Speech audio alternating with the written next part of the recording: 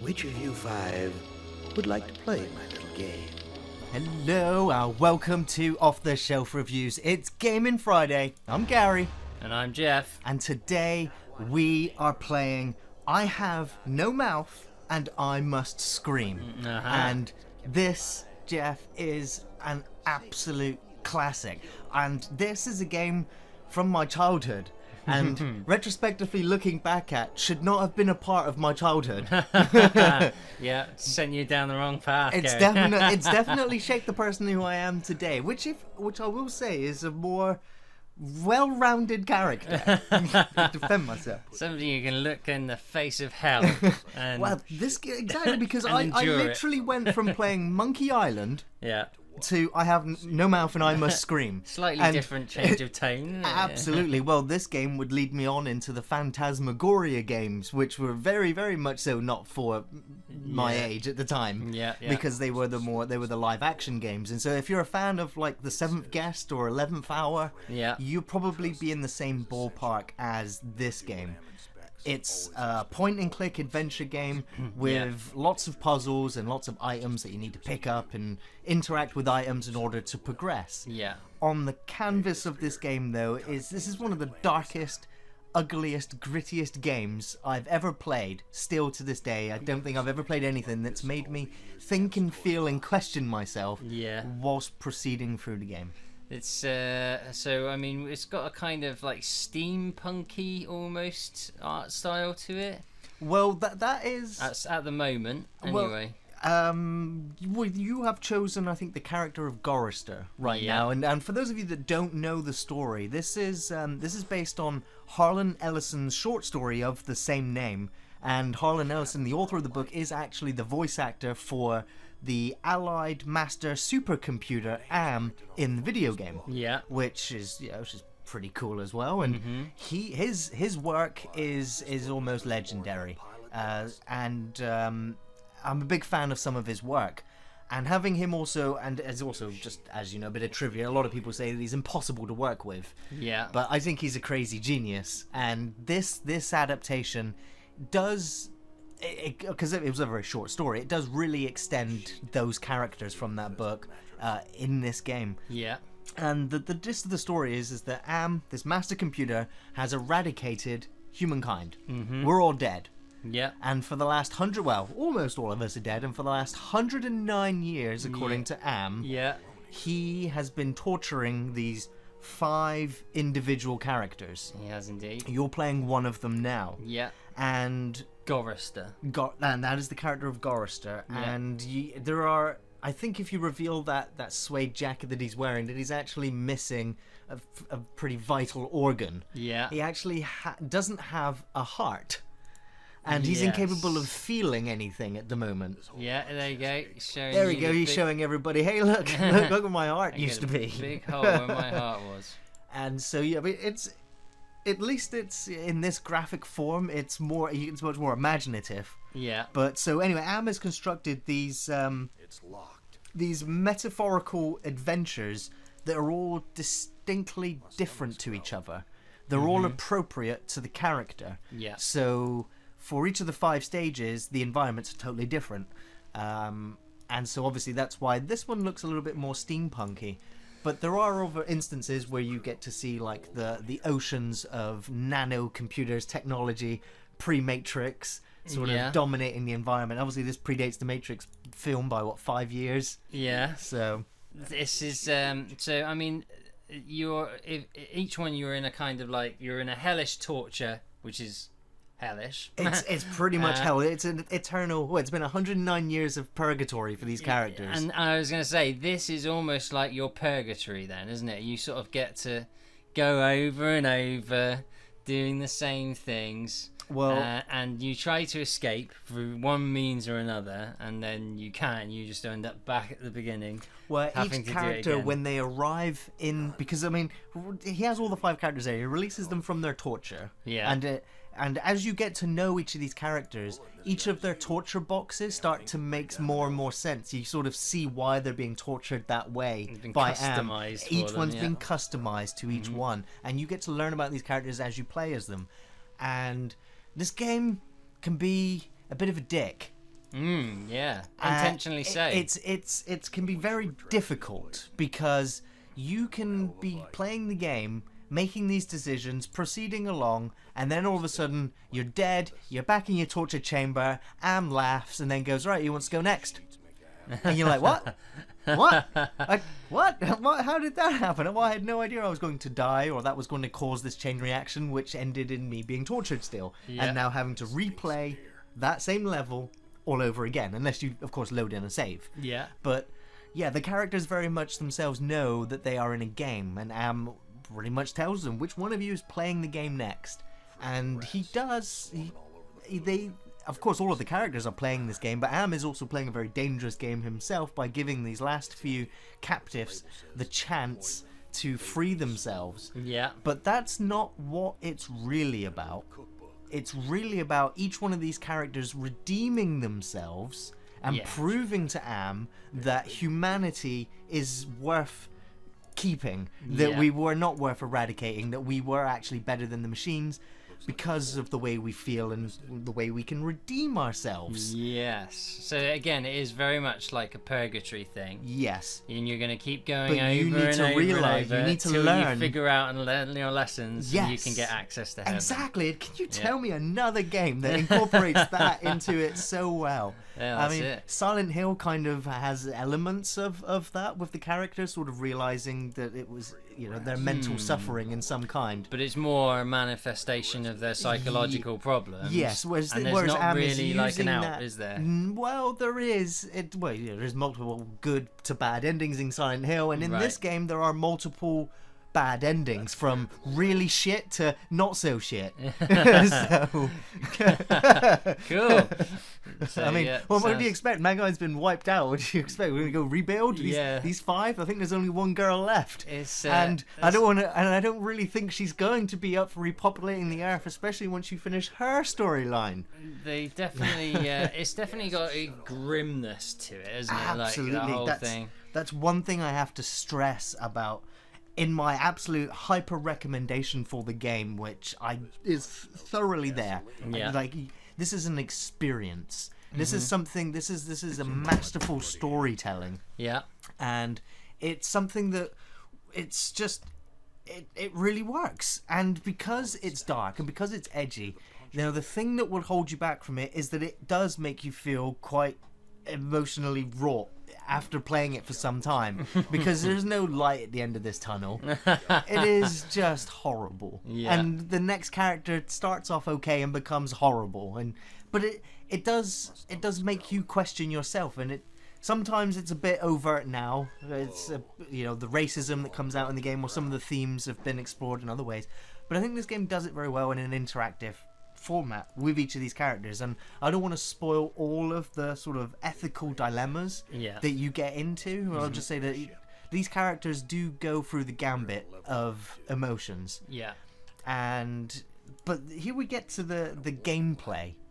And if anyone is familiar with the Monkey Island games or any other point-and-click adventures like Broken Sword, you'd see that you have your inventory screen of items that you've accumulated, and the usual talk to, pick up, push, pull interactables. Yeah. And it works as well as it needs to. Of course, you move the cursor over the different elements onto the screen, hoping for it to turn green and then tell you that there's something there that you can interact with. Yeah. It works for the most part, but later on you will come into rooms and go, oh, there is something there that I need to pick up, but the character won't recognize it's there until a certain other action has been taken in order for them to go, oh, look, that item is there. So it very much is a case you have to chain everything together in the game's logical pattern. You can't break it. Right. So So that could result in a little bit of frustration, I suppose. Definitely, getting that because sequence right. back in '95 when I had this game, I had no internet. There was no walkthroughs for it, and this game was hard as nails. And so even today, I think people will struggle to play it without a walkthrough guide. Right. Especially, I mean, it's smallish spoiler territory, but once you complete it with all of the characters, the game's not over. Yeah. The very next section is a mind mess of what the hell is going on, and it was very confusing as well. So that it's you think it's over, and then it's not over. It's not over, but That's kind of cool. so long as you've made the right steps, because as far as I remember, I think as you play with each of these characters, only so many of them will ever make it to possibly even be in the second half of the game, depending on the decisions and choices that you made in completing each of their story arcs. Okay. And That's depending on which also ones make it to the second part of the game, massively impacts on what sort of ending you will get for the game. Okay. I think I just stabbed these airbags. So that's right. You're using the knife you found in the kitchen to lower the airbags. You figured out you are in a blimp. See what happens if I shoot them. Yeah, because I'm in an airship. So let's have a look. What do you do, Geoff? No, don't use the gun, Geoff! Don't use the gun, Geoff! Hello. Check out this animation. Oh, boom. Garrister has a tendency to commit suicide, Geoff, at every opportunity. That's savage. And then he's like, oh no, I am is not going to let me die. No. So there we go. So purgatory. I've not learned my error of my ways, and This hell back to hell with no end. Yes. Now back in your torture chamber. But as you can see, you're still at the bottom of the screen now, so you still have a choice of which character to play as next. Now, my favourite characters to play through the game, the one that was the darkest for me was definitely, I think he's called Nimdok, and he's the German scientist over there. That was definitely the darkest story for me. Yeah. The one on the far right, I think he's called Ted, and I think he's a womanizer. And I think he sort of needs to learn the error of his ways. He was meant to be the one with good masculine looks. That's right, yes. And this is the one they turned into like a monkey ape thing. I think he was in a war. I'm trying to remember, and I can't remember. I think he was also. I think he's there because he's a racist.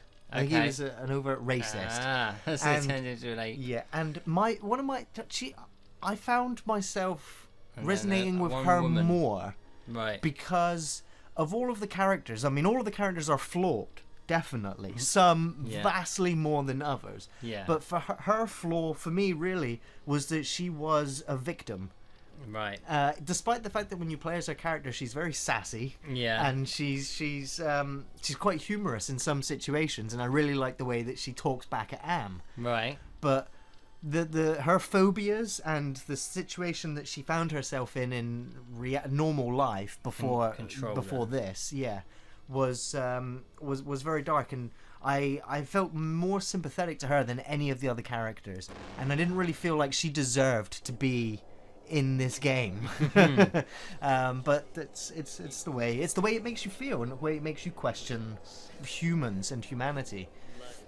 But yeah, one of the reasons why I like Ted so much was that his entire environment is set in a very classic sort of haunted house castle setting. Yeah. And I just love the artwork of that specific level, if you will. Right. And for me, I think each one of these characters can be done in about an hour. From start to finish. I think there is a long play on YouTube already, and I think it's been done in like 3 to 4 hours. So that just to tell you the running time of the game. But that's someone who literally knows exactly where to click, exactly where to go, and what items to combine. So First time players, here, yeah. like I said, for me, at the age I was, I think this game must have taken me about 30 to 40 hours. Yeah. And even then, I don't think I ever finished it. And if I did, I got the worst possible ending.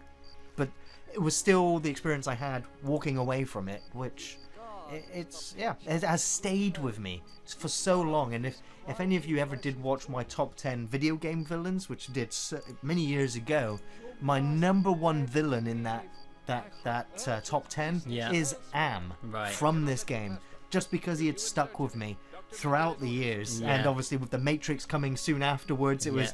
And then the Borg in Star Trek, just this explosion of man technology warping together, going at war with each other. It's an old story in sci-fi, but it's just the way it's been reimagined and retold around this era was, for me, really exciting. It's it's definitely got it all there, isn't it? I mean, it's very much like I Am. You know, he acts like a god, calls himself a god. I Am is like the You know, it's like the name of God, or the translation of the name of God in the Bible. You're in hell and purgatory, so it's all kind of taking that, very much that idea. Yeah. But yeah, like this guy, obviously, his psych profile was talking about Auschwitz. Well, there you go. And he's the classic German evil scientist. I didn't know which character you were going to choose, so obviously we're going to go into this character now. Yeah. Yes, now talking about the darker shades of humanity, you're going back to World War II and you're going to Auschwitz, where you were a Nazi concentration camp scientist performing this. Right. And now how are you going to redeem yourself for the genocide that you are partially responsible for? This is a horrible position to put a gamer in. And there's quite a few dialogue options here. Of course, there are a lot of dialogue options, and they all have interesting and surprising results depending on the choices that you make, whether you do manage to redeem the good doctor. Yeah. And the way that you can tell, this was something I never really realized until much later in the game, was that you see your character portrait picture in the bottom left there. Yeah. It does actually change throughout the game, and the colored background also changes. I believe the greener that you get it, the more likely you are to redeem yourself, as we've said, and escape Ham's control, and then attempt to be able to possibly stop the computer. Right. But this is now going to, now for the bulk of the, this character, you're now just going to be talking to other characters, going into different rooms and doing the typical point and click problem puzzle solving. Yeah. But at the same time as having these dialogue pieces where you have to make the right choice, overcome the moral quandary. Yeah. The voice acting is not too bad, is it? The voice acting is great. It's great. I think it's great. I think it's solid. The only disappointing thing is that they repeat themselves a lot. It's the same piece of dialogue reused over and over again. Right. But for the uniqueness of the first time that you hear it, playing it through as a story, if you are more fluid or more aware of the puzzles, you can play it through straight away and you don't have to repeat a lot of dialogue. You don't have to keep pressing on the same item going, no, it doesn't work, no, it doesn't work, no, it doesn't work, no, it doesn't work. It's like, so cool, I get it. I'll move on. So there's quite a lot in here which is like a bit of the dead end as well, isn't there? Like I was sort of faffing about. I mean, I don't know what is a dead end. Well, you're very new to the game. So yeah. There are I call them like red herring items. Yeah. And they are things that would probably deter your character from redeeming themselves, because it would seem like that's what your character is yearning for when it really shouldn't be. Yeah. And so you have to change the character's way of thinking by playing and not doing the things you expect it to do, which is something that you are told in one of the characters to not do what Am expects you to do. But it's the mind maze. Mind fuck.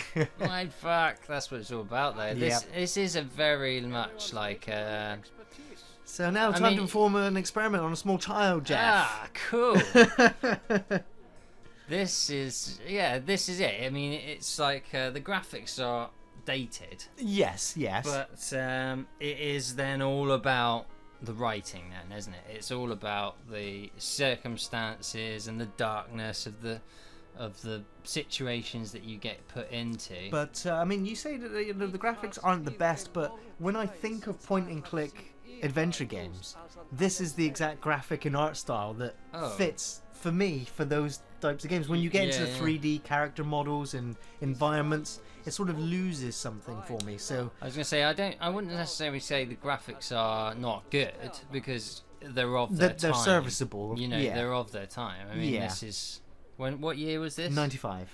So that's actually pretty good graphics for 95. I mean, you can almost say it's on a par with LucasArts, maybe a little bit better, considering it's not trying to be too cartoony like LucasArts stuff was. Yeah. I mean, it's better than Indiana Jones graphics, I think, isn't it? So, it all seems to make sense.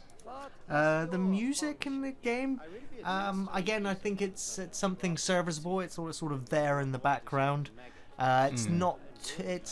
It's again very 90s, isn't it? So there's very limited synth sounds. Yes, very early 90s. So there's only so much they could do. It reminds me of those LucasArts synth sounds that they would have coming in. But what I do like is that each environment for each of the characters does have its own different sort of music track, and I said the environments are all different as well, including the end game environment.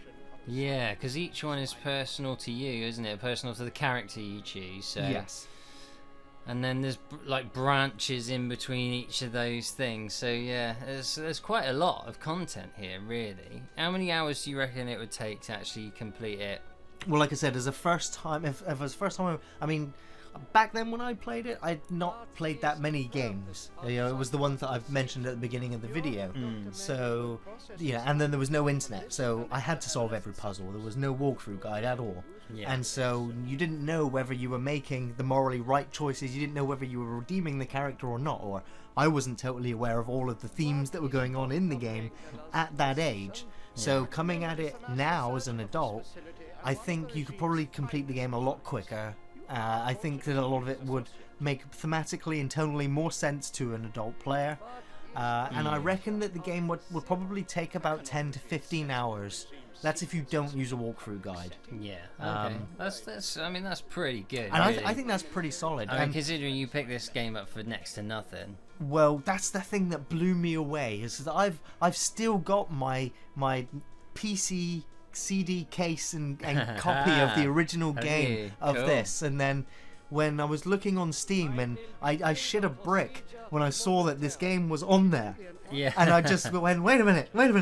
We're reviewing this game today because it's amazing, and I'm happy that everyone now can play. You don't have to get a DOS box, you don't have to get an emulator, you don't have to torrent the game somewhere. You can go and buy it and have it in your digital library, and you would be stupid, you would be silly to not look at this game.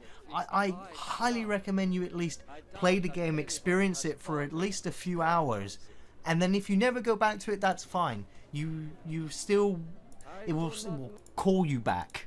The game will call you back, because you will feel like you have unfinished business with it. And with the October coming, Halloween is right around the corner, and if you want a dark and gruesome, maybe you don't want the real monsters, maybe you want human monsters, you have to have a look at this game. Yeah, it's dark and psychological and all hellish. Yeah, it's good. It's the sort of thing I like, these point and click adventure games to do with friends as well. You can sit with a friend and sort of talk about the things. You can discuss it as it's happening as well. And exchange ideas. Or it might be the sort of thing you might play with a friend, like in tandem, and then go and talk to each other about all your experiences. Absolutely, that is the way I used to play the game, with a friend, or with a relative or a friend, and it was the great way to experience it, because sometimes you just need someone, because you've been looking at the same 4 walls in this room, or 3 walls, for instance, in this room, and you think you've clicked on everything, and someone comes in and goes, "Hey, have you clicked on that?" And you're like, "Oh, I was right there the whole time. It was blatantly obvious." Yeah. Oh, mate, that was always. Or it's a case of, you just need to take this and push that. It's like, I've been trying for hours. But there is a joy in that too. Yeah. It's that frustration. I mean, you do sort of get better at it, and the more you play at them, get used to being able to cover the screen, making sure you've checked every little nook and cranny. But even then, there would be something that would catch you out. Yeah. Oh, I didn't realise you could pick that up. Oh, I didn't realise you could interact with that thing. In terms of using walkthroughs for this game, if you're someone who's interested in the story, then I could understand you wanting to have a look at a guide to then quickly go, okay, how do I develop the story? But you kind of end up using it as a crutch, I used to find, which is why I try not to do it anymore.